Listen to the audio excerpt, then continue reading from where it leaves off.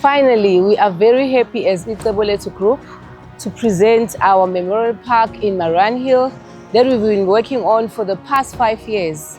It's been a project that took us very longer than it was supposed to, but because of COVID and other things, we had to have lezo ikhathi la kade siphazamiseka khona.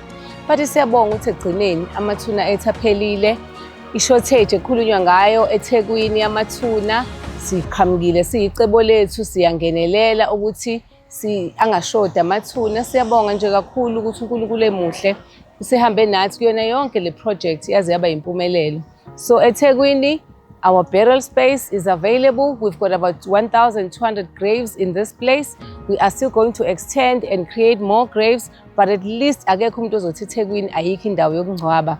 Khona indawo yokungcwaba iCebo Lethu lilakhile icebo ukuthi abantu bakwazi ukuthi bafihleke kahle ngesizotha around the eThekwini area. Siyabonga nje kakhulu. We need your support.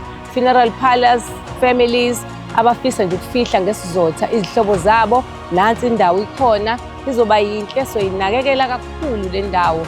Sisebenze kakhulu bazalwane, siyacela isupport ukuthi nize nizofihla kuyona, niphinde nje nani nibone ukuthi sizokwenza into enhle nokunakekela izithandwa zenu ukuthi ilale kahle ekugcineni. Siyabonga nje kakhulu. Thank you for your support.